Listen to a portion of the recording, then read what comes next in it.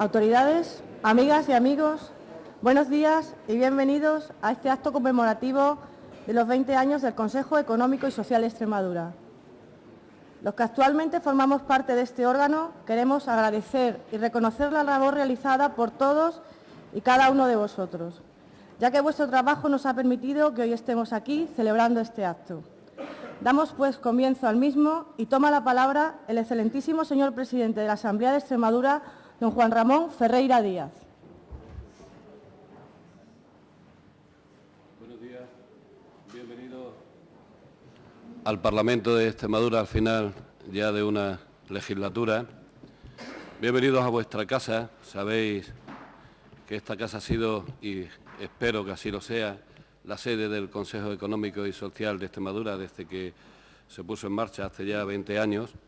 Quiero dar la bienvenida al presidente de la Junta de Extremadura y a la vicepresidenta segunda, también al presidente del Consejo Económico y Social, al presidente Juan Carlos Rodríguez Ibarra, a los representantes sindicales, empresariales, a los miembros del Consejo Económico y Social, los miembros de la mesa, diputados y diputadas, representantes del Ayuntamiento de Mérida. Brevemente, lo que denominamos la participación de los colectivos, de la sociedad en su conjunto, en las cuestiones públicas que afectan a la parte fundamentalmente legislativa, ha sido un papel, diríamos, importante y esencial desde el punto de vista del Consejo Económico y Social. Fue un acierto su creación. Si no se hubiera creado hace 20 años, habría que haberlo creado para que todos los representantes de la sociedad en su conjunto puedan hacer sus aportaciones a las leyes, a la sugerencia que la Junta de Extremadura, a través de su propuesta de ley emitidas al Parlamento, se han ido conformando a lo largo de estos 20 años. Yo quiero agradecerle muy profundamente en nombre del Parlamento de Extremadura su trabajo, su dedicación.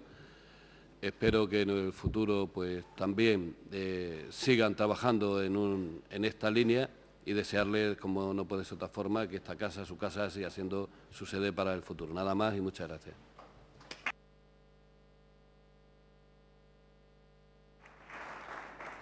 Seguidamente toma la palabra el actual presidente del Consejo Económico y Social de Extremadura, don Santiago Hernández Fernández. Querido presidente de la Junta, querido presidente de la Asamblea, resto de presidentes anteriores del CES y autoridades, me toca hoy intervenir en este acto para nosotros importante de celebración del 20 aniversario y creo que lo primero que debo decir es que para nosotros es un motivo de satisfacción. Los consejos económicos y sociales son organizaciones ya antiguas. Las primeras se desarrollaron pocos años después de la Primera Guerra Mundial. En el año 1925 surgió la primera en Francia, que tiene una naturaleza similar a esta y que fue antecedente de los CES actuales. Posteriormente, tras la Segunda Guerra Mundial, fueron creándose en otros países de Europa y en el resto del mundo, así como en el seno de algunas organizaciones internacionales. El nuestro, en concreto, se creó en 1991 por la Ley 3/1991. La verdad es que iba a contar algunas cosas del CES, pero como todos los que estéis aquí lo conocéis de sobra, me salgo esas páginas y queda esto más cortito. Mirando hacia el futuro, la sociedad civil organizada es la expresión empleada por el Consejo Económico y Social Europeo desde los tratados de Niza en el año 2000, cuando define a sus miembros como los componentes económicos de la sociedad civil organizada. Con esta denominación se refiere a organizaciones representativas de productores, agricultores, trabajadores, profesiones liberales, la economía social, consumidores y otras ONGs.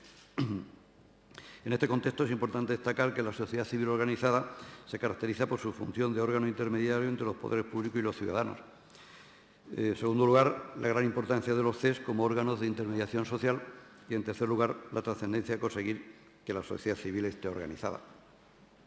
José Nathanson, en un artículo que escribió en El País, que se llamaba Los límites del Consejo Económico y Social, esta persona lleva muchos años dedicado a los problemas sindicales, sociales, políticos, etcétera, en Sudamérica y también en Europa, decía, en este marco, muchos países europeos desarrollaron mecanismos neocorporativos para sumar a los sectores económicos y sociales, no solo en la fase de consulta, sino incluso en la formulación e implementación de políticas públicas. El objetivo era triple: atenuar los choques de clase, transparentar los intereses que defiende cada sector y comprometerlos con las decisiones de Estado, lo que contribuiría a reforzar el consenso social y la legitimidad de la democracia. La experiencia europea ha mostrado que la representación corporativa no solo no es incompatible con la democracia representativa, sino que, bien utilizada, puede ayudarla a complementarla.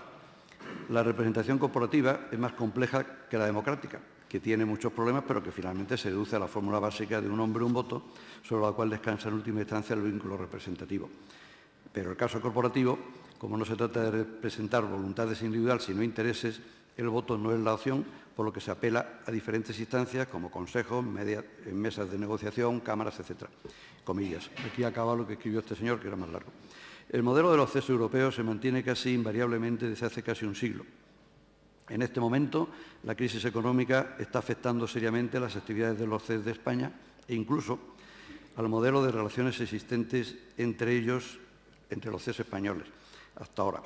Por ejemplo, al realizar la segunda reunión al año, de realizar 2 reuniones al año, hemos pasado en marzo a programar una solamente cada año. Y creo sinceramente que corremos el serio riesgo de que pueda llegar a desaparecer en breves estos contactos. Algunos compañeros de otros CES denuncian lo que imaginan intentos que pretenden hacer perder peso social a los CES. Ciertamente todos hemos mostrado por unanimidad nuestra convicción de la importancia de los CES y vemos esperanzado como todos van teniendo un reconocimiento formal al ser incluidos en los distintos estatutos autonómicos, como es también el caso nuestro. Pero también es opinión de todo que los CES tienen que evolucionar. Ciertamente estamos atravesando un momento trascendental que en todas las facetas de la vida y en todos los países del entorno marcará un antes y un después. En consecuencia, también nosotros debemos adaptar nuestras instituciones a nuevos parámetros, nuevos flujos de información, nuevos intereses, variables más volátiles, respuestas más rápidas, más conexión con la calle, etcétera. Es fácil hablar de redes sociales, de mundo global, etcétera, pero no es fácil prever el futuro ni cambiar los paradigmas actuales.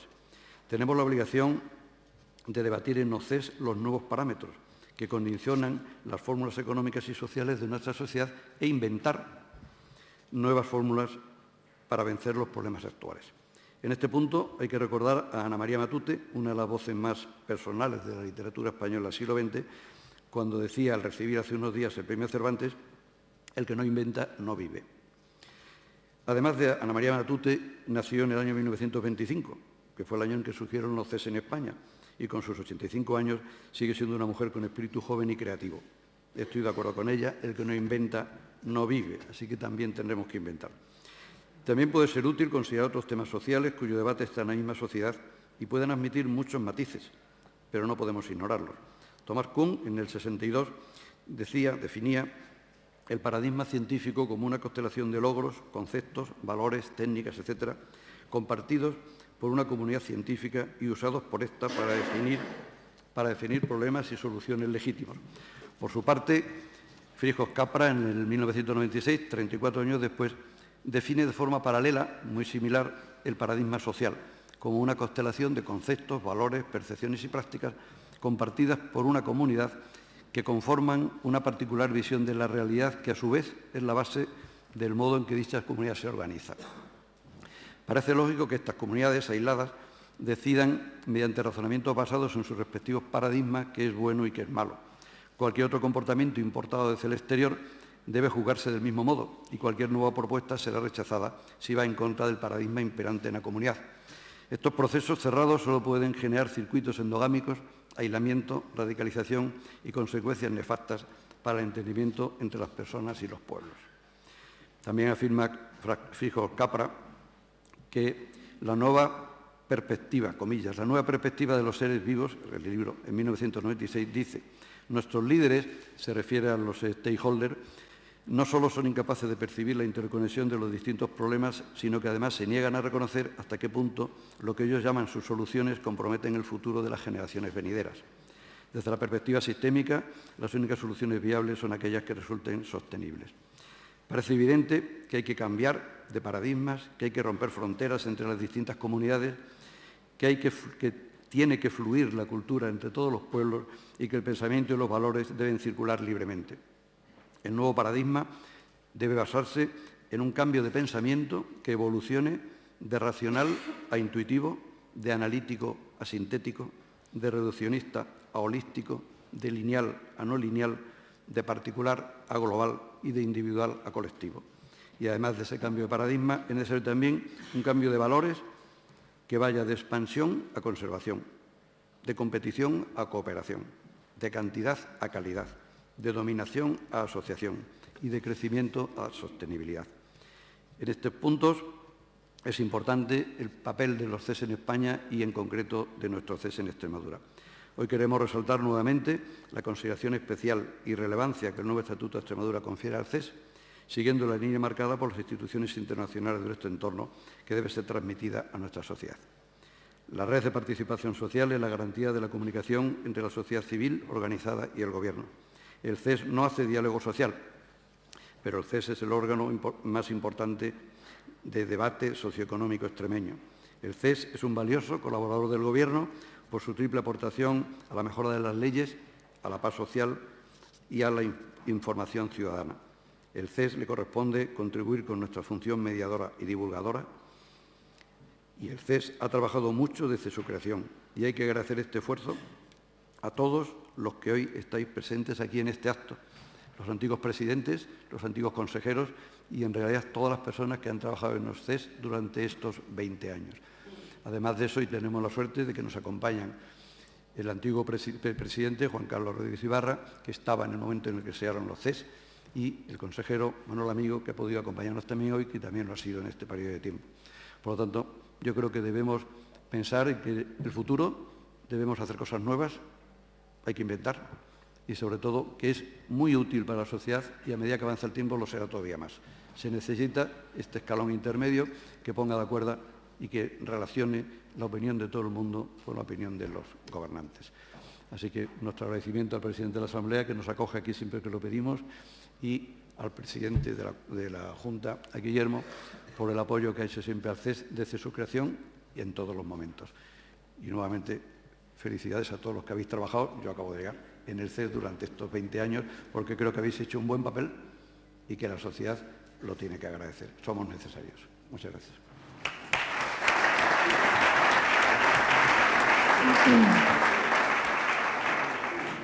Toma ahora la palabra el que fuera presidente de la Junta de Extremadura en el momento de creación del Consejo Económico y Social, el excelentísimo señor don Juan Carlos Rodríguez Ibarra. Señor presidente, presidente del Parlamento, vicepresidenta, presidente del Consejo Social, señoras y señores, buenos días. Habría que ponerse de acuerdo en el Consejo Económico y Social de cómo se llama el que fue, porque me han dicho de todo, pero antiguo, solo hace 4 años. Yo creo que la denominación mejor sería como las viudas, las esquelas de las viudas. Viuda que fue, presidente que fue, pero antiguo no. Bien, yo no hubiera celebrado este acto, yo no hubiera celebrado el 20 aniversario, porque en los tiempos que corre, lo mejor que puede hacer uno es taparse, siguiendo el símil taurino, porque todo lo que se ponga por delante ahora, a por él. Pues aquí sobra todo. Estamos en tiempos de crisis y estamos asistiendo a una política de recorte. Es decir, todo lo que se ponga por delante hay que quitarlo. Así que del Consejo Económico y Social, que nada más que sabían los expertos, ahora se va a enterar casi todo el mundo, o a lo mejor no, porque a lo mejor no sabe nada, pues estoy yo. Y seguramente alguien tendrá la tentación de decir, hay que quitar el Consejo Económico y Social, porque sobra, porque hay que ahorrar. Yo fui partidario de no hacerlo, hace 20 años, donde antes de crearse hubo grandes discusiones con los sindicatos. Recuerdo que Comisiones Obreras no era partidaria y yo tampoco. Pero, en fin, poco a poco se abrió paso a la idea de que efectivamente la Junta de Extremadura necesitaba un órgano que fuera capaz de emitir una opinión desde el punto de vista social, desde el punto de vista económico, que le diera no validez a las leyes o a las normas que se hacían desde el Consejo de Gobierno, sino que diera una visión experta, distinta, diferente, que pudiera completar la visión que se tiene desde el Gobierno. Y con ese afán nació este Consejo Económico que hoy cumple 20 años y que debo decir para los aficionados a quitar cosas que no cobran. Es decir, que es un Consejo Económico y Social donde los miembros no tienen sueldo. Lo digo por si acaso alguno tiene la tentación de decir que lo van a quitar, ahora que yo me he convencido. No cobran y lo hacen a título honorífico, y yo quiero desde aquí agradecerles el trabajo que han hecho durante los 16 años en el que estuve de presidente de la Junta de Extremadura y ellos como miembros del Consejo. Si tuviera que nombrar a una persona que representara lo que ha sido el Consejo hasta aquí, seguramente hablaría de Roberto Carballo, que ha sido uno de los expertos que ha estado durante tanto tiempo en el Consejo Económico y Social, que es un lujo que tenemos en Extremadura, delegado territorial de Hacienda durante mucho tiempo, y hombre que tiene una idea de Estado que ha hecho posible que muchos de los informes hayan tenido un aval técnico importante como consecuencia de su sabiduría y su conocimiento. Es un hombre que ha estado, como todos los demás, a título honorífico, gratuito. Debo decir, ya que ha pasado el tiempo, que por 2 veces me rechazó ser consejero, porque creo que la Junta de Extremadura hubiera ganado muchísimo con una persona como él al frente del Consejo de Gobierno. Así que en su nombre quiero manifestar agradecimiento a todos los que fueron y los que son en estos momentos miembros del Consejo Económico y Social. Y ya que estoy en el uso de la palabra, diré que cuanto más garantías, más lentitud en el proceso democrático. Muchos de los que están aquí saben cómo se elabora una norma, cómo se elabora una ley, pero lo recuerdo para los que no lo saben. Desde el momento en que se decide hacer una ley, pues normalmente el proceso es como sigue. El consejero del área correspondiente de la ley que se va a realizar tiene un despacho con el presidente, se marcan las líneas generales, inmediatamente ese consejero se encarga de elaborar un borrador que consulta con los colectivos afectados, van contando el tiempo. Posteriormente, una vez que tiene el primer borrador, lo lleva al Consejo de Gobierno, primera lectura. Si más o menos está de acuerdo en el Consejo de Gobierno con esa primera lectura, se envía ya al Consejo Económico y Social, después al Consejo Consultivo, después a la intervención, porque tiene que pasar por el consejero de Hacienda, que independientemente de que sea del partido del que gobierna o no, siempre se gobierna en coalición con el consejero de Hacienda y, por lo tanto, hay que discutirlo. Posteriormente se lleva al Consejo de Gobierno para su aprobación definitiva, se lleva a la Asamblea, comisión de la Asamblea, intentos de negociación que unas veces se consiguen y otras veces no con la oposición y, por fin, aprobación en el Pleno. Así que es un proceso que ofrece muchas garantías, pero que al mismo tiempo retrasa, sin lugar a dudas, el proceso democrático. Yo creo que hay que intentar seguir siendo más lento, pero siendo más seguro, y el Consejo Económico y Social cumple esa función. Yo siempre también tuve mis pleitos con el Consejo respecto a su función, si era solamente emitir una opinión sobre la ley o posteriormente tenía más cosas que hacer, y el Consejo hace, como todos ustedes saben, un informe anual sobre la situación socioeconómica de Extremadura. Yo creo que no estaría mal que en alguna ocasión el Consejo pudiera aconsejar al Gobierno sobre qué hacer en una región que tiene vocación de ser la primera, pero que de vez en cuando aparecen atilas que intentan arrasar todo lo que se hace. Así que nosotros intentamos expropiamos algunas fincas en Extremadura que muchas de ellas fueron echadas abajo por los atilas de turno porque era un proceso demasiado antiguo. Pero ahora se intenta echar un proyecto turístico de Valdecaña abajo, derruirlo, quitarlo como estaba, porque es un proceso excesivamente moderno. Y así ocurrió con la siderúrgica, que también se nos ordenó tirarla, y así ocurrió con la cementera, y así pasa casi con la refinería. Ni sé cómo no se ha ordenado ya que se levanten las vías del AVE que ya hay tendidas en la región, así que es bastante difícil saber qué se puede hacer en una región como esta, donde siempre aparece la tira de turno que pide que todo se eche abajo y que las cosas estén como estaban, que por cierto estaban bastante mal. Hoy están mucho mejor gracias a la labor también que ha hecho el Consejo Social de Extremadura, a los que felicito por su 20 aniversario y les doy las gracias a los que están y a los que estuvieron. Gracias.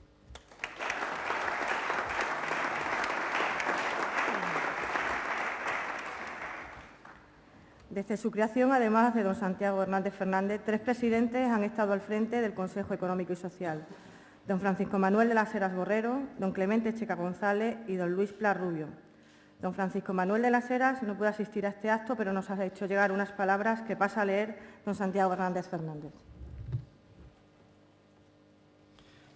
Bien, voy a leer lo que dice él, pero antes he encontrado un papel que simplificando se me había saltado, para que mi amigo Juan Carlos no se enfade conmigo. Decía, gracias por haber promovido la creación del CES en su etapa de presidente y gracias en nombre de todos los miembros del CES por estar aquí con nosotros. Además, quiero manifestar públicamente mi admiración a tu persona y a tu dedicación y compromiso por Extremadura durante los años que fuiste presidente. Tu espontaneidad, sinceridad, sentido de la amistad, defensa de ultranza de los extremeños, claridad de idea y disposición a romper todos los cristales que fuera preciso, es algo de lo que puedes presumir. Gracias, Juan Carlos. Vuelvo a la lectura que me corresponde ahora, que es palabras de Francisco Manuel de las Heras y Borrego, primer presidente del Consejo Económico y Social de Extremadura. 20 años hace ya desde que la constitución del Consejo Económico y Social de Extremadura, que tuve el privilegio y el honor de echar a andar siguiendo el encargo del presidente Juan Carlos Rodríguez Ibarra y del consejero de Economía Ramón Ropero, que me siguieron en su confianza y a la que intenté seguir siempre corresponder con lo mejor de mí mismo. Mi vinculación con Extremadura ha sido intensa tras mis etapas como jefe de la Inspección Provincial de Trabajo y director provincial del Ministerio de Trabajo y de la Seguridad Social, ambos cargos ejercidos en Badajoz. Llegó esta tercera oportunidad de trabajar para la región extremeña, cuando ya me encontraba ejerciendo en Bruselas mis responsabilidades de funcionario de carrera de la Comisión Europea. Llegué de la mano en esta ocasión del entonces consejero de Presidencia Manuel Amigo y de su secretario general Ignacio Sánchez Amor, de quien tan excelente recuerdo guardo.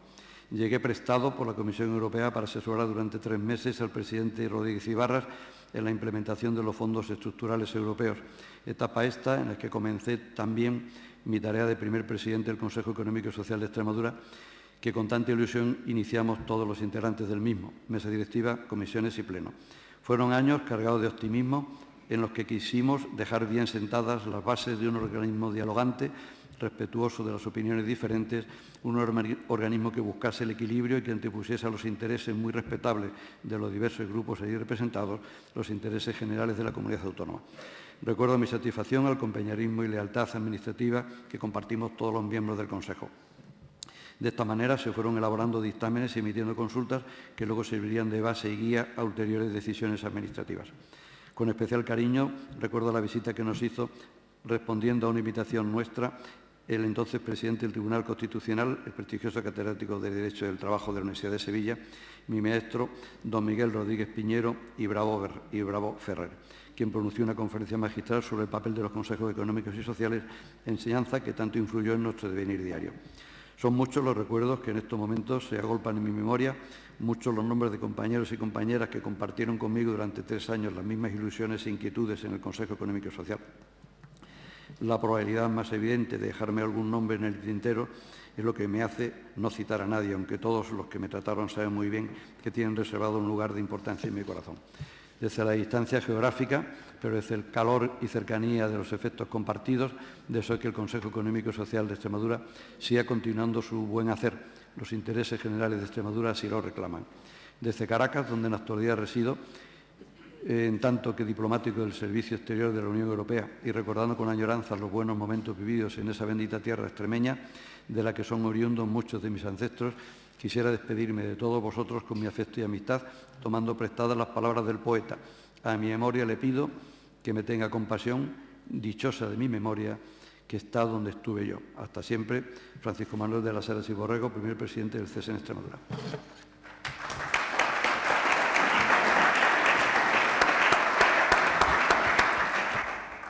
Seguidamente interviene don Clemente Checa González.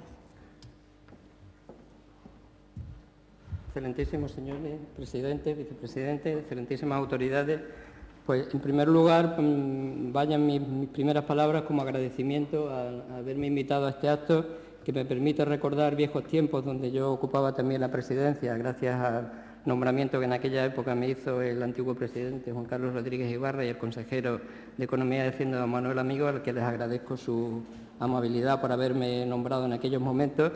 Y es para mí una gran satisfacción pues, compartir estos momentos, estos 20 años de vida del Consejo, que si bien, como la canción dice, son pocos años, pero sin embargo son la primera piedra pues, para que podamos festejar en algún momento los 40, los 50, los 60 años restantes, porque, y retomando algunas de las palabras que ha pronunciado Juan Carlos Rodríguez Ibarra, evidentemente ya se han comenzado a oír voces de supresión de determinados órganos, por las dificultades presupuestarias y por el coste que ello supone.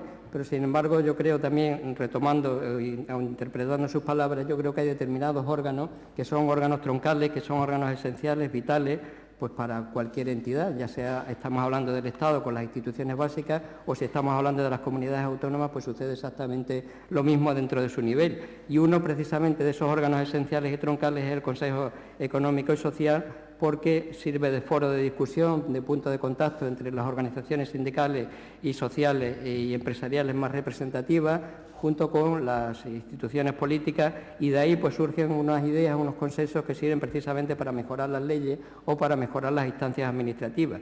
Y en ese sentido, en aras de la no supresión de órganos como este, como el del CEE, pues milita afortunadamente la reciente aprobación del vigente Estatuto de Autonomía de Extremadura, donde se ha reforzado considerablemente la posición institucional de este órgano con lo que antes sucedía. Luego, por tanto, pese a que haya voces en ese sentido que militen en pro de la supresión de este órgano, yo creo que lo van a tener muy difícil en el futuro. Primero, porque el Consejo Económico y Social se ha ganado supervivencia, fruto de su actuación y fruto de la autoridad que ha tenido a través de la emisión de sus dictámenes a lo largo del tiempo, y fruto además de que eso se ha reconocido a nivel de la máxima norma regional como es el Estatuto de Autonomía, donde, repito, se ha potenciado sustantivamente la función de este órgano, con lo cual pues evidentemente eso debe conllevar en buena lógica que la futura ley que sirva para desarrollar esos nuevos preceptos estatutarios que se ocupan del CEE, pues doten a este órgano de mayores medios personales y materiales que los que ha tenido hasta el presente, porque, repito, se los ha ganado a través de su trayectoria pasada, y sin duda eso contribuirá a que contribuya a mejorar todavía más en el futuro.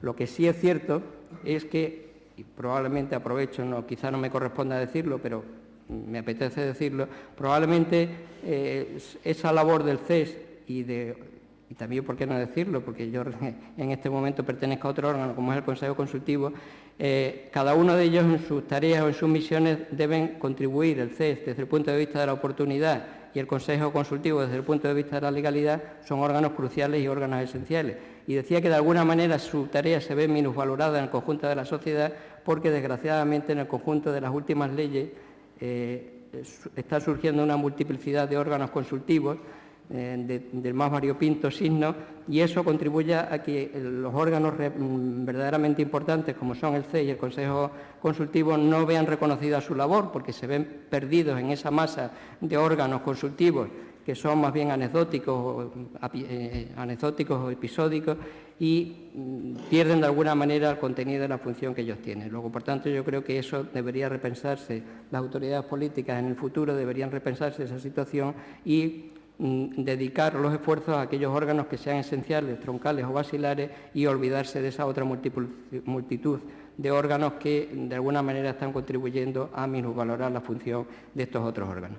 Y por mi parte nada más, me gustaría recordar personalmente a todos los consejeros que compartieron conmigo momentos buenos y momentos malos cuando yo estaba en aquel órgano, pero es imposible, lógicamente, recordarme o referirme individualmente a todos ellos. Pero sí me gustaría, aunque solo sea pues, para recordar a algunos, a título representativo de las distintas organizaciones que en aquel momento lo conformaban, sí que me gustaría tener un recuerdo expreso a los dos vicepresidentes que estuvieron conmigo y que me enseñaron en todo momento el camino, porque ellos estaban antes que yo y por tanto tenía mucha más experiencia y conocimiento sobre la materia, como eran don Gonzalo Hernández Sayán y don Miguel López Guerrero, que, repito, eran los vicepresidentes en aquel momento, y junto a otra persona que ya ha sido nombrada precedentemente, que era Roberto Carballo, que era pues el que animaba, el que servía pues, para iluminarnos el camino, y cuando los debates se volvían más enconados, más difíciles, era el que ponía la voz, ponía el consenso para que los textos que estábamos dictaminando siguieran adelante. Y por último quiero también nombrar a las 3 personas que ocuparon la secretaría mientras yo estaba, que en aquel momento, pues en todo momento, cada una de ellas me apoyaron muy fielmente y me sirvieron pues para que el camino para mí fuese mucho más sencillo.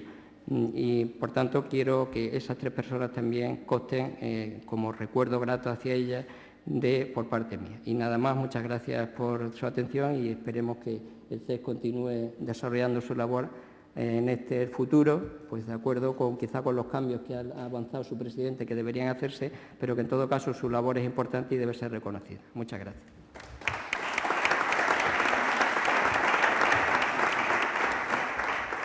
Toma ahora la palabra don Luis Pla Rubio. Bueno, presidente del CES, presidente de la Asamblea, vicepresidenta, presidente Ibarra. Bueno, para mí muchas gracias por invitarme a este acto que tantos recuerdos me trae. Fundamentalmente, el recuerdo más importante que tengo yo del CES, aparte de los grandes amigos que tengo aquí, es el que tengo como ponente, más casi que como presidente. Como ponente, hay que ser ponente para conocer lo que es el CES. Como ponente era cómo conseguíamos al final esos dictámenes por unanimidad, ese consenso que conseguíamos entre todos los que estábamos en la comisión permanente y luego en el Pleno, y que realmente, viniendo de sensibilidades y de ideologías tan diferentes, a veces contrapuestas, conseguíamos llegar a alcanzar un dictamen unánime que sirviera de verdad y que fuera útil para quien toma las decisiones. En ese sentido, yo quiero dar también un recuerdo en especial a los que conmigo coincidieron como ponentes, Benito, Roberto, Roberto, que siempre nos decía una frase afortunada: no hay que ganar por goleada, hay que ceder algo. Claro que Roberto siempre, últimamente, huye del recuerdo de las goleadas por razones obvias. Bueno, volviendo al tema, simplemente recordar eso, básicamente, que el diálogo. Así, el Consejo Económico y Social se convierte no solo en fruto, como es, del diálogo social, sino en una verdadera academia que nos enseña a todos los consejeros, a mí como presidente y a todos los ponentes, a alcanzar el consenso y a conseguir el diálogo.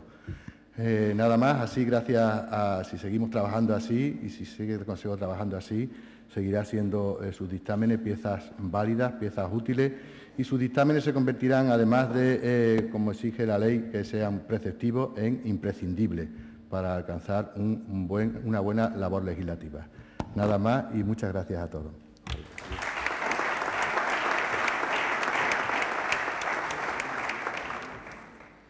La esencia del Consejo Económico y Social es su composición. El CES de Extremadura representa a la sociedad civil organizada de la región. Y en el desarrollo de su tarea es fundamental el papel que han jugado y juegan las organizaciones sindicales y empresariales que forman parte del mismo, así como las distintas instituciones y organizaciones que forman parte del Grupo Tercero. Toma ahora la palabra el secretario general de UGT en Extremadura, don Francisco Capilla Pizarro. Buenos días a todos y a todas. Quiero trasladar mi agradecimiento al CES de Extremadura, a las organizaciones que lo integran y, en su nombre, al presidente Santiago, por habernos invitado a este acto de conmemoración. Transmito un saludo a las autoridades que nos acompañan y al presidente de la Asamblea, que hoy nos acoge. Señoras y señores, le confieso mi orgullo de poder representar a la UGT de Extremadura en un acto como este. Y lo digo porque después de 20 años, la UGT de Extremadura se siente especialmente orgullosa de haber sido una de las organizaciones que creyeron e impulsaron la creación del Consejo Económico y Social de Extremadura, contribuyendo con sus recursos y contribuyendo con su trabajo al desarrollo y a los resultados que se han obtenido en estos 20 años. No es mi intención basar mi discurso en el ensalzamiento de las virtudes de los consejos económicos y sociales. Considero que a esta altura de trayectoria democrática y participación, si aquí hay alguien de los presentes que no conoce la importancia del CES, yo creo sinceramente que en algo hemos fallado. Y digo de los presentes porque no cabe la menor duda y a nadie se le escapa que el Consejo Económico y Social sigue siendo un gran desconocido para la ciudadanía en general. Aquí sí que me gustaría detenerme para hacer un pequeño análisis.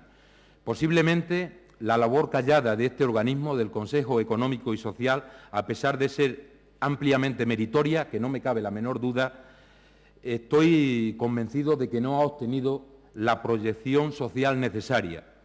Quizás sea preciso revisar su naturaleza para ir más allá de ser un órgano exclusivamente de consulta del Gobierno regional. Eso está claro que cercena una parte de su papel de representación en la sociedad civil organizada. el Consejo Económico y Social debe de convertirse en un órgano canalizador de la opinión de la ciudadanía, pero en ambas direcciones y, lógicamente, actuando libremente y siempre, como no puede ser de otra manera, haciendo públicas sus conclusiones. Creo que también, como no puede ser de otra manera, y hacía mención anteriormente, debe darse a conocer, porque es abrirse a crítica, pero también eso es enriquecimiento, ya que habría más participación. Es una evidente contradicción que los consejos que se crean como una fórmula para asegurar la participación de la sociedad civil en la vida pública y que esto no sea percibido por los protagonistas, que en definitiva pues es el conjunto de la ciudadanía. Sin duda, estos 20 años de trabajo del Consejo Económico y Social destacaría la entrega de todos sus miembros. Representando a la Unión General de Trabajadores, por aquí han pasado 25 personas. Entre ellos, y con esto quiero destacar la importancia que desde la Unión General de Trabajadores le hemos dado siempre al Consejo Económico y Social, han pasado 2 secretarios generales, mis compañeros y amigos Antonio Rosa y Miguel Bernal, que hoy están aquí entre nosotros. Y, por supuesto, creo que hay que poner de relieve la enorme calidad de los trabajos que se han desarrollado por el CEE, tanto en los dictámenes como en la iniciativa propia, y la que se ha hecho mención aquí, la que se ha convertido en una de sus más importantes publicaciones, la memoria de la situación socioeconómica de la Comunidad Autónoma de Extremadura, que por su contenido debería de ser uno de los referentes analíticos y estadísticos de nuestra región, y ante el que debemos de hacer, yo creo, o debemos de hacernos todos un poco de autocrítica en ese sentido, porque considero que no sabemos o a veces no podemos sacarle el provecho necesario. La ley de creación del Consejo fue en el año 1991. Fue, sin duda, un paso relevante para garantizar lo establecido en el artículo 6 del anterior Estatuto de Autonomía, que mandataba a los poderes autonómicos a generar la participación de los extremeños en la vida política, económica y cultural, social de nuestra región, en un contexto siempre de libertad, de justicia y de solidaridad. A nuestro juicio parece evidente que después de 20 años y en un nuevo marco estatutario, este órgano consultivo necesita una nueva configuración acorde a la tarea a realizar en estos momentos. El CEE no debe limitarse solo a realizar dictámenes, debe contar con un adecuado plan de trabajo en el que se defina claramente su función incluyéndose, lógicamente, diferentes contenidos. Y voy a mencionar un poco la opinión que desde la UGT tenemos de la orientación que se le debe dar al Consejo Económico y Social. Debería de trasladarse informes a iniciativa propia sobre interés en su ámbito, trabajos a iniciativa propia sobre asuntos de importancia, sean coyunturales o no sean coyunturales, organización y realización de jornadas, actividades de intercambio o formación respecto al entorno nacional o respecto al entorno internacional, cursos, participación en foros, etcétera, etcétera. Todo ello se complementaría, lógicamente, con el diseño de una estrategia que le permita ser conocido por la sociedad extremeña, era lo que hacía mención anteriormente, el desconocimiento que pienso que tiene la sociedad extremeña y también por el conjunto de las administraciones públicas. En definitiva, nuestra propuesta es que tendríamos que abordar una revisión de la ley de creación del CEE, del reglamento de funcionamiento y de la norma de realización de dictámenes para impulsar y reforzar este organismo, siempre desde el consenso, evidentemente, entendiendo que solamente un elevado nivel de compromiso de todos los que participamos en él hará del Consejo Económico y Social un órgano mucho más útil y de mayor significación para los extremeños y para las extremeñas, en definitiva, para nuestra comunidad autónoma. Ello obliga, como no puede ser de otra manera, a un mayor elevado esfuerzo de reflexión, análisis e interpretación, pero también de participación activa en la realidad social de momento. A grandes rasgos, nuestra propuesta sobre la regulación o sobre la modificación, mejor dicho, del marco normativo regulador del CEE se articula en base a 5 ejes. Primero, el refuerzo de su personalidad jurídica propia y su autonomía orgánica y funcional en términos de independencia orgánica y de independencia administrativa. La reordenación de su composición creo que también es necesaria en estos momentos. La figura del presidente, que para nosotros juega un papel fundamental, entendemos que en primera instancia debería de ser propuesto por las organizaciones presentes en este órgano, para dar todavía más participación. La ampliación de funciones entre las consideraciones, la ampliación de funciones entre las que consideramos pueden incluirse dictaminar proyectos de la Ley de Presupuesto de la Comunidad Autónoma, elaborar dictámenes de proyectos de decreto que tengan una especial trascendencia en la regulación de materias de contenido económico y social y ahondar en una mayor ligazón entre el CES y la Asamblea de Extremadura de la que hasta ahora creo que ha habido. La potenciación de la dimensión del órgano, considerando que el Consejo debe contar con una estructura administrativa adecuada y una dotación de medios técnicos y humanos suficientes para su buen funcionamiento. En definitiva, amigos y amigas, una propuesta para un CES fuerte que ofrezca respuestas sociales adecuadas a un nuevo tiempo, a un nuevo marco que a golpes claramente está esculpiendo retroceso en derechos sociales, de desconfianza ciudadana en estos momentos que la hay en las propias instituciones y cuestionando incluso la propia realidad del Estado autonómico. En un contexto social cada día más complejo, el diálogo y la búsqueda de puntos de encuentro son imprescindibles como instrumentos básicos para el desarrollo social, para construir una sociedad más justa, una sociedad más participativa y una sociedad más abierta. El Consejo Económico y Social de Extremadura vio la luz en el año 1991 y creo que es el mejor ejemplo, creo que es la reafirmación palpable de las bondades y utilidades que tiene el diálogo, una pieza clave en el devenir de nuestra región, es una pieza clave, como digo, en el devenir de Extremadura.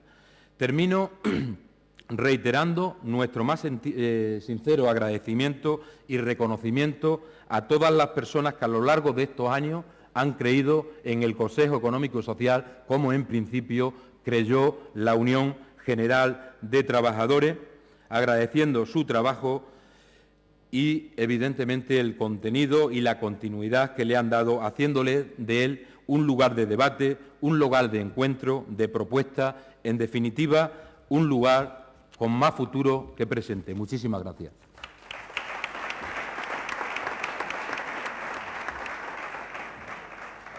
Interviene seguidamente el secretario general de Comisiones Obreras de Extremadura, don Julián Carretero Castro. Buenos días a todas y a todos. Muchas gracias por la invitación y sobre todo por la posibilidad de trasladar alguna que otra reflexión, algún que otro mensaje, cosa que ya a estas alturas es bastante difícil, puesto que prácticamente casi todo ya se ha ido diciendo. Sí es cierto que Comisiones Obreras, al igual que Juan Carlos en su época, tuvo sus más y sus menos en el inicio de esta etapa de creación del Consejo Económico y Social. Fundamentalmente no por el sí o no al Consejo Económico y Social, sino fundamentalmente porque entendíamos y creíamos que en aquella ocasión habría que ir mucho más allá, haciendo vinculantes los dictámenes. Ese era nuestro caballo de batalla. Como está el panorama y a las alturas que estamos, me parece que bastante con que se queden las cosas como están, ¿no? En ese sentido. No, yo creo que si algo viene a poner de manifiesto estos 20 años en un órgano de estas características, tiene mucho que ver con cómo se ha puesto de manifiesto la responsabilidad de los distintos intereses que entran en conflicto lógico en materia económica y en materia social. Yo creo que el Consejo Económico y Social, si algo ha puesto de manifiesto, ha sido elevar las responsabilidades de agentes económicos y sociales en esta región en esa tarea, de alguna manera, de aplanar, en definitiva, lo que es los distintos intereses en ese conflicto para contribuir de una manera efectiva y real a construir la región que hemos construido entre todos. Y yo creo que ese sigue el reto. Está escuchando con atención el relato de mi compañero Pablo Capilla, que casi se puede suscribir a la hora de poner en marcha en el futuro esa nueva andadura del futuro del Consejo Económico y Social, pero me parece, Paco, que tenemos que empezar en primer lugar por convencer a los distintos partidos políticos, sobre todo a los ausentes en este acto, de que por lo menos entre algunas de las 993 propuestas que figuran en algunos de los programas electorales vaya algo referente a esto de la articulación de los órganos donde confluyen precisamente los intereses de la sociedad. Yo creo que eso es un elemento que debiera ser de preocupación por parte del conjunto de las organizaciones políticas en este momento y mucho más en la antesala de una campaña electoral, de unas elecciones en el que estamos. Difícilmente la sociedad va a entender para qué sirven estas cosas si quien tiene la responsabilidad de gestionar la política no las entiende, no las quiere entender, las obvia y además, pues bueno, parece que no tienen importancia. Difícilmente podemos seguir articulando una sociedad en base a la participación, a la pluralidad y al hecho democrático en sí mismo si desde luego poco importa la política, en muchos casos hasta a los propios partidos políticos. Por tanto, sirva en cualquier caso este acto de conmemoración de un cumpleaños para por lo menos trasladar a la vida pública, trasladar a la sociedad, pero sobre todo también trasladar a quien realmente se va a enfrentar al veredicto de los ciudadanos el próximo día 22 en Extremadura, que los problemas del conflicto social a la sociedad en Extremadura siguen siendo vitales, que las responsabilidades de los agentes económicos y sociales sigue siendo vital y fundamental para el futuro y, desde luego, también un planteamiento de deberes internos. Es necesario, de una manera evidente, darle un vuelco a lo que ha sido la trayectoria de estos 20 años, que ha sido buena, importante, gracias, como han recordado todos quienes me han precedido, fundamentalmente a la componente humana y personal de quien ha pasado por este órgano, sea desde el punto de vista técnico, como consejero, como ponente en el Consejo Económico y Social. Pero, desde luego, sigamos abundando en un Consejo Económico y Social de futuro que ponga en primer lugar a la sociedad como agente en su fundamento, pero sobre todo también que seamos capaces de darle una dinámica diferente al Consejo Económico y Social para ello. Y eso tiene básicamente nombre y apellido. Eso necesita recursos. Eso necesita recursos importantes que serán precisamente destinados a órganos como estos, probablemente aquellos mejor invertidos para, desde luego, tener una sociedad, insisto, plural, cohesionada y que, desde luego, sí tenga respeto por la cosa pública, por lo que es de todo, por, en definitiva, despertar la inteligencia colectiva de cuyo parte forma fundamentalmente la política. Muchas gracias y adelante.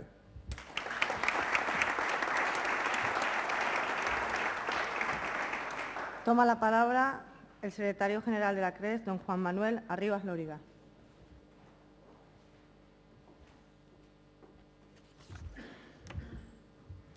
Excelentísimo presidente de la Junta de Extremadura, presidente de la Asamblea de Extremadura, presidente del Consejo Económico y Social, vicepresidenta, presidente que lo fue de la Junta de Extremadura, Rodríguez Ibarra, queridos amigos, en cuyo cargo y mandato pues, se creó el Consejo Económico y Social, demás autoridades, consejeros, amigas y amigos todos. Buenos días. Para la Confederación Regional Empresarial Extremeña, para la CRES, la auténtica dimensión de la democracia se alcanza cuando los gobiernos asumen el concepto de la democracia participativa más allá de la representación política y se crean entonces los órganos consultivos para desempeñar la trascendente función de representación social y conciliación de los diversos intereses existentes en un contexto territorial. Son ya 20 años, como se ha recordado anteriormente, de andadura del CES de Extremadura, los que hoy se conmemoran, 20 años de ejercicio con éxito y eficacia del diálogo, de la discusión, del encuentro, la participación y colaboración por parte de los distintos sectores interesados en la política económica y social de nuestra comunidad autónoma, en referencia, sobre todo, a los asuntos de esa materia económica y social que nos afecta directamente en este marco territorial. El CES ha canalizado las consideraciones y propuestas de los diversos colectivos sociales representativos de intereses socioeconómicos, fundamentalmente los agentes económicos y sociales, la organización empresarial y los sindicatos más representativos, en cuanto a los anteproyectos de ley del Gobierno autónomo y respecto a las memorias socioeconómicas de cada año, donde se vienen vertiendo las opiniones de los colectivos sobre el devenir del ejercicio anterior en nuestra comunidad autónoma, que está sirviendo, consideramos, de un referente analítico permanente de la economía y de los aspectos sociales de nuestra comunidad autónoma. El desempeño del papel del CES como elemento corrector de la representación política, donde se ponen de manifiesto las posiciones de los distintos sectores sociales y económicos, impulsa un importante proceso beneficioso de ensanchamiento de pronunciamientos, planteamientos e inquietudes, la mayor parte consensuada por todos los grupos, como un elemento necesario para poder complementar y auxiliar al Poder Ejecutivo y también, que duda cabe, al Poder Legislativo, que podrán así integrar en sus labores los posicionamientos del Consejo Económico y Social. Hoy es, creemos, un buen momento para reflexionar sobre el futuro del CES, sobre su función, como se ha hecho por mis antecesores anteriormente, y considerar la tarea que tiene encomendada y las expectativas sociales sobre el verdadero sentido de este órgano consultivo, para que no terminemos frustrando esas esperanzas tras otro nuevo periodo de andadura en el que no seamos capaces de avanzar más hacia el reconocimiento social que sea completo de este instrumento de participación y concertación. La clave, desde nuestro punto de vista, va a estar en la actitud que adopten los poderes públicos para dar sentido al CES y en el impulso y presión que desde los distintos grupos podamos ejercer para lograr esa actitud positiva. Por eso también yo opino, y en representación de la organización empresarial, que sería bueno que los grupos políticos también se posicionaran en sus programas electorales en estos momentos respecto a este tipo de instrumentos que consideramos esenciales en la sociedad. Si de verdad el Gobierno autonómico, la Asamblea de Extremadura y el resto de instituciones asumen el papel que tiene que desempeñar este órgano, si de verdad creen que es importante llegar a dar trascendencia a la función del CES, creen que las políticas y las planificaciones socioeconómicas crecen y se engrandecen si cuenta con el consenso trabajado y no de carácter exclusivamente formal, si de verdad entienden que cualquier alternativa a los problemas económicos, laborales, de infraestructura, de territorio, formación o servicios comunitarios se resuelve mejor con la aportación de los representantes empresariales, sindicales y de los demás representantes que componen el grupo tercero, se conseguirá ese objetivo. El CES, desde nuestro punto de vista, no ha sido utilizado en todas sus posibilidades, como también se ha manifestado anteriormente. Y no solo porque en ocasiones se haya eludido la obligación legal de solicitarle la obligación de dictámenes sobre determinados anteproyectos de ley cuando por su materia resultaba preceptivo, sino que tampoco se le ha solicitado nunca por el Gobierno la emisión de un dictamen sobre proyectos de decretos, no se le ha demandado ni por el Gobierno ni por el Parlamento regional otros dictámenes o informes, estando facultados legalmente para ello. En palabras del propio Consejo Económico y Social de Extremadura, con motivo de la presentación al Gobierno de sus anuales presentaciones de necesidades hace ya unos años, parece como si el Ejecutivo recabar la opinión del CES, en lugar de representar una buena práctica, resultara un trámite innecesario y dilatorio. En cuanto a los informes de iniciativa propia, que también ya se han referido anteriores ponentes, por su escasez de medios han sido menos frecuentes que los análogos de otros CES autonómicos y, a pesar de su innegable calidad, han tenido escasa difusión y utilización, cuestión que también debemos reflexionar desde el CES y desde los grupos que lo componemos. El reto que tenemos por delante es conseguir que este instrumento se constituya en un auténtico referente social y se anticipe con sus opiniones a las acciones socioeconómicas de los poderes políticos, efectúe propuestas de futuro y sea la receptora de consulta de todos los ámbitos de los poderes públicos.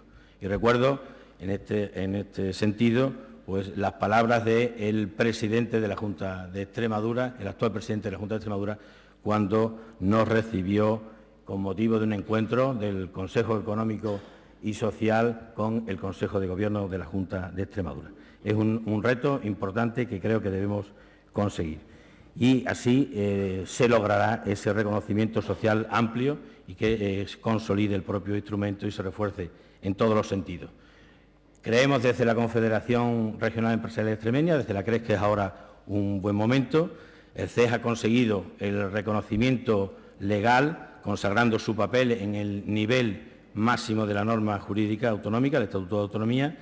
También hemos logrado extender en una buena dimensión la participación y el diálogo social. Se ha suscrito el Pacto Social y Político de Reformas para Extremadura, que es el marco sobre el que se debe residenciar toda la transformación del modelo socioeconómico extremeño y conseguir el nuevo sistema productivo, fruto además del consenso prácticamente de toda la sociedad extremeña. Por último, entendemos también que la crisis económica va a servir de revulsivo para remover todo el espectro social, reformar las instituciones hacia nuevas fórmulas más eficaces, útiles y racionalmente más eficaces. En ese sentido, opinamos que no tienen por qué desaparecer, por lo menos al menos las que son necesarias y esenciales, como es el CES, y simplemente esperamos que el nuevo CES, el de las nuevas décadas, consiga sus expectativas.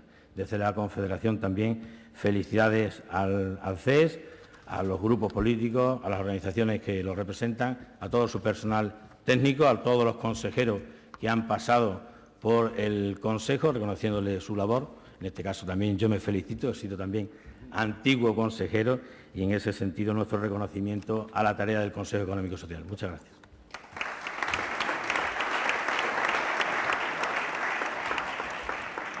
Por último, y para cerrar esta parte de acto conmemorativo, toma la palabra el excelentísimo señor presidente de la Junta de Extremadura, don Guillermo Fernández Vara. Muchas gracias, autoridades, amigas y amigos. Una cuestión previa y de orden, espero que no se me moleste nadie. El Consejo Económico y Social hoy no representa a Extremadura. Con 2 mujeres solo de 25 no está representando a Extremadura. O sea, aquí tenemos que darle... A esto hay que darle una vuelta. A esto hay que darle, de verdad, sé que es difícil, lo he hablado con los sindicatos, lo he hablado con la patronal, sé que esto es difícil, porque aquí solo se cumple la paridad cuando se impone por ley, si no, no se cumple. Hay unas resistencias metidas en los tuétanos de la sociedad que solo se produce paridad cuando se impone. Aquí es difícil imponerlo, porque son miembros que los elige cada grupo el suyo, pero hay que hablarlo, porque esto hay que hablarlo para esto, hay que hablarlo para el Consejo de Desarrollo Rural, que son 39, y hay solo 6 mujeres. Esa no es la Extremadura de hoy. No es la Extremadura de hoy. Y eso lo tenemos que asumir como un hecho necesario sobre el que tendremos que hablar. Y muy probablemente esto se resolverá no solo por la vía de, como planteaba alguno de los intervinientes, me parece que era Paco, que la propuesta del presidente la haga el propio Consejo, sino que probablemente hagamos o tengamos que hacer coincidir en el tiempo la renovación de los órganos de los que nos hemos dotado en Extremadura de participación para que vayamos aquilatando la representación, porque creo de verdad que no es bueno. La foto es criminal, pero a mí lo de menos es la foto. Lo importante es el contenido. Si la Administración necesita, y la necesita, un órgano como el Consejo Económico y Social para hacer mejor las cosas, el Consejo Económico y Social necesita ser aún más representativo de lo que es la realidad de la sociedad extremeña de hoy. Estamos viviendo se suele decir, estamos viendo tiempos difíciles y complicados, sin duda alguna, pero yo creo que también tiempos especiales. Este es un tiempo especial. No sé qué nos está pasando, pero parece como si estuviéramos, o la sociedad estuviera un poco anestesiada. Quizás sea que estamos tan preocupados por todo lo que tiene que ver con la crisis económica que nos estamos olvidando que detrás está, y antes vino una crisis social de valores que se está manifestando en muchos ámbitos. Esta semana yo estoy muy sorprendido con la reacción que está habiendo en España a la muerte del terrorista Bin Laden. Estoy muy sorprendido. Yo creía que nosotros no éramos América. Yo creía que nosotros éramos Europa. Entonces, emocionalmente yo puedo comprender cualquier cosa, y lo comprendo, y lo entiendo. Que emocionalmente un pueblo al que le han asesinado a tanta gente reaccione como si hubieran ganado la final del Mundial de Béisbol, lo entiendo. Pero yo no entiendo que aceptemos como irreversible el que se puede entrar en otro país sin permiso y pudiendo detener a una persona que, según nos han contado así es, no se le detenga y se le mate. Yo no lo entiendo. Aunque sea el terrorista más terrorista del mundo.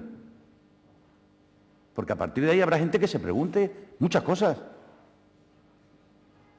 La legitimidad o no legitimidad, yo no lo estoy discutiendo. Parece que hay una resolución del Congreso americano que faculta. Pero ¿puede una resolución de un Congreso de un país facultar entrar en otro sin una declaración previa de nada? Y aquí nadie se plantea nada. Nadie se lo plantea. Al contrario. Anoche cuando llegué de Campanillo a casa estuve viendo alguna de las tertulias de la tele a ver quién escupe más lejos. Si no se trata de justificar, si esto ya está hecho. Se trata de que es un precedente internacional de una gravedad tremenda. Y además, ¿a cuántos hay que matar para que te puedan matar sin juicio justo? ¿A cuántos? ¿Dónde ponemos el límite? A los que maten a 3.000 sí, y a los de a 300, y a los de a 30, y el que mate a uno, ¿dónde ponemos el límite? Por eso yo me siento orgulloso de ser de un país en el que hubo un atentado terrorista y se reaccionó desde la fortaleza que da la democracia, el Estado de Derecho. Se cogió a todos los que se pudo coger, se les juzgó y están en la cárcel.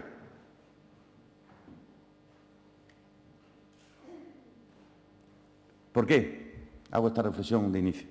Pues la hago por una razón muy sencilla, porque están pasando en el mundo muchas cosas, sin darnos cuenta. Están pasando muchas cosas. Está cambiando completamente la escala de valores, completamente. Cuando se discute a los sindicatos, cuando se discuten a las organizaciones representativas de la patronal, cuando en determinados medios se somete a acoso a una realidad tan importante como es la representatividad en la sociedad, no es casualidad, para nada. Que nadie piense que aquí está pasando nada por casualidad. Yo hace ya tiempo que dejé de creer en la suerte y ahora ya he dejado incluso de creer en la casualidad. No hay casualidades que valgan. Esto está todo perfectamente milimetrado. Hay que sembrar en la sociedad la necesidad de que sobran organizaciones que articulan la sociedad. Porque una sociedad articulada es una sociedad más fuerte. Una sociedad democrática es mucho más fuerte. Y si además somos capaces de que, además de democrática, esté bien organizada, aún más. Lo digo porque hay democracias y democracias. Pero tenemos que ser conscientes de que no es casualidad lo que está ocurriendo. Los movimientos ultraliberales que hay en este momento en el mundo tienen un obstáculo, que es la propia sociedad, que no va a aceptar ni va a admitir determinadas cuestiones. ¿Qué es lo que hay que hacer? Que no haya voz, que no hayan voces. Porque si hay voz y hay voces, muy probablemente no van a conseguir los fines que pretenden. Y habrá quien diga, ya está este con lo del neoliberalismo, que esto está ocurriendo, que lo estamos oyendo todos los días. Que aquí en Badajoz hace 6 meses un liberal dijo en IFEBA que esta crisis no se terminaba mientras no se terminara la socialdemocracia y el estado del bienestar. Que es que lo están diciendo, que yo no me lo estoy inventando, que lo están diciendo. Y se puede ser conservador o se puede ser socialdemócrata. Lo que no se puede crear es una sociedad en la que no haya ciudadanos. Que lo único que haya sean mercaderes y mercados. Y eso lo tenemos que tener claro, que está ocurriendo, que lo están diciendo y que se está planificando. Y ahora nos levantamos y decimos, ¿qué ha pasado en Finlandia? Y ahora diremos, a ver qué pasa hoy en Inglaterra, en los procesos electorales que está habiendo. Pero si está todo perfectamente organizado y orquestado. Y tenemos dos soluciones. Una, cruzarnos de brazos, mirar para otro lado, y otro, oye, vamos a combatir esto, ¿eh? ¿Cómo? De la única manera que sabemos, con la palabra. Y de otra manera que también sabemos, en las instituciones donde estamos representando a los ciudadanos, vamos a defendernos. Vamos a defender. La mejor defensa siempre en la vida es un buen ataque. Si no, que se lo pregunten a Guardiola.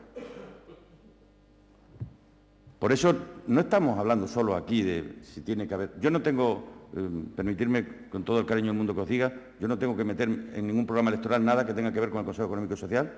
Hemos metido cosas de la participación porque hace 4 meses hemos reformado el Estatuto de Autonomía. Y hemos dicho lo que hemos dicho, que el Consejo Económico y Social pasa a formar parte de la arquitectura institucional de esta región, precisamente para evitar que mañana venga cualquiera y diga, esto me lo cargo. Porque nosotros, cuando pusimos en marcha el Consejo Económico y Social, en su día, lo hicimos sin estar obligados a hacerlo. Lo hicimos porque entendíamos que era bueno para esta región. Y años después se ha demostrado que no solo ha sido bueno, sino que habéis contribuido a incorporar al derecho positivo extremeño muchas apreciaciones, muchas matizaciones y muchas aportaciones. Yo recuerdo con mucho agrado la primera vez que yo fui al Consejo Económico y Social a presentar una ley, que era entonces, en el año 1996, la llamada Ley de Farmacia, ¿no? Ese era un proceso hecho desde abajo, donde allí nos fajamos, discutimos, expliqué por qué, dimos razones, acertadas o equivocadas, eran mis razones y eran nuestras razones, convencidos de que era lo que había que hacer. Y en ese proceso que llevamos a cabo, hemos sido capaces de ir mejorando las cosas. Yo no tengo absolutamente nada, como podéis imaginar, contra los técnicos ni contra los funcionarios. Al contrario, creo que prestan un extraordinario servicio desde la función que ocupa. Pero esto no puede ser solo algo hecho por técnicos o por funcionarios. Es verdad que existe la política, pero yo no he escrito de mi puño y letra todas las leyes que en ese proceso que antes Juan Carlos contaba he llevado a Consejo de Gobierno, o hemos llevado a Consejo de Gobierno. ¿Alguien nos ayuda? Bueno, pues a mí me tranquiliza saber que también tenemos otra ayuda, que es la ayuda de aquellos que desde el Consejo Económico y Social tienen una visión que puede ser coincidente o discrepante, y que puede ser incluso discrepante dentro de sí misma. Eso que decía Roberto, que hay que intentar no ganar por goleadas, significa, oye, vamos a intentar ponernos de acuerdo en algunas cosas, porque es posible, perfectamente posible, ponernos de acuerdo en algunos elementos, en algunas consideraciones, ¿no? Por eso yo creo que tenemos que seguir avanzando. Es verdad que en España, en algunos sitios, se están planteando hacer desaparecer los consejos económicos y sociales, ¿no? Porque está calando, porque la lluvia fina está calando. Y porque además, si mañana tomáramos la decisión de suprimir el Consejo Económico y Social, no habría protestas en la calle, ni seguramente saldrían más de un día en la página impar número 15 de los medios. Pero nosotros, que sabemos la importancia que tiene, claro que tenemos que mantener viva la bandera de la participación, porque además creo que es necesario y también creo que es bueno. Hay cosas que se pueden replantear y cojo el guante. Nos podemos plantear modificar algunos aspectos, sobre todo una vez que hemos recogido esta institución dentro de la arquitectura organizativa de la Comunidad Autónoma de Extremadura en nuestro estatuto. Por ejemplo, no sé en el grupo 3 si tiene persistencia que esté en las cajas de ahorro, no lo sé. Tengo mis dudas, ¿no? Yo creo que algunas de las cosas las podemos o las debemos repensar, ¿no? Pero lo que sí tengo absolutamente claro es la necesidad de su existencia, la necesidad también de que nos coordinemos mejor cuando vienen etapas, y sabéis que nos pasa siempre, etapas, sobre todo en las segundas partes de la legislatura, donde se acumula el trabajo hecho en las 2 primeras de cara a lo que es la producción legislativa, pues tenemos tensiones con los tiempos, con los plazos, porque ese recorrido que antes Juan Carlos contaba, eso es muy garantista en democracia. Pero también nos pone un poco nerviosos a todos, sobre todo cuando hay una sociedad ahí esperando a que una determinada ley salga en tiempo y en forma según las expectativas que tienen, ¿no? Por todo ello, creo que nos debemos felicitar por 20 años de este Consejo.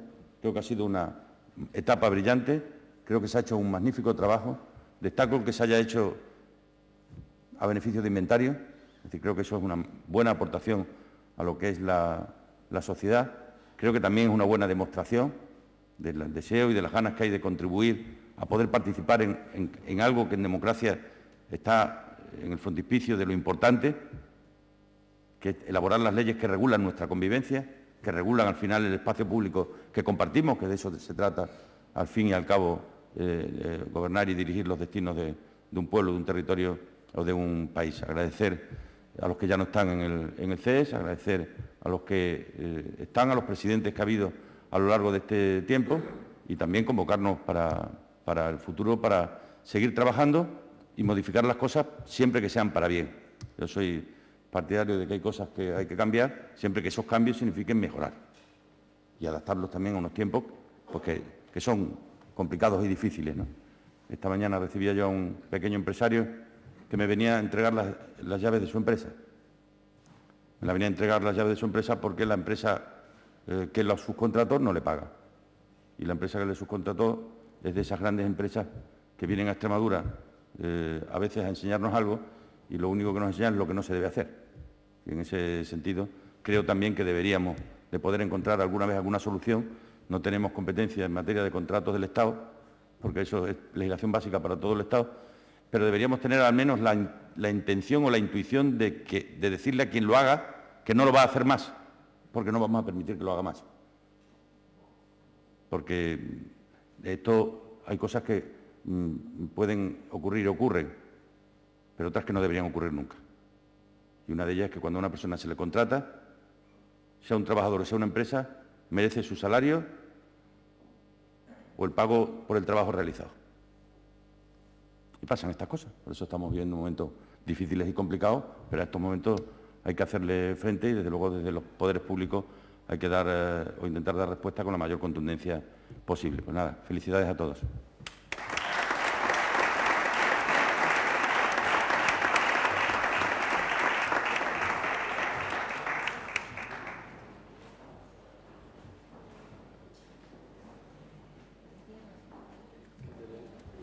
Bien, pues así termina la parte del acto conmemorativo. Creo que el presidente tiene que ausentarse por compromisos adquiridos. Sí que os rogamos que no os marchéis, que seguidamente hay un acto para homenajear a los consejeros que se han marchado en los 2 años que va de quinto mandato. Despedimos a las autoridades que deseen marcharse y continuamos. Muchas gracias.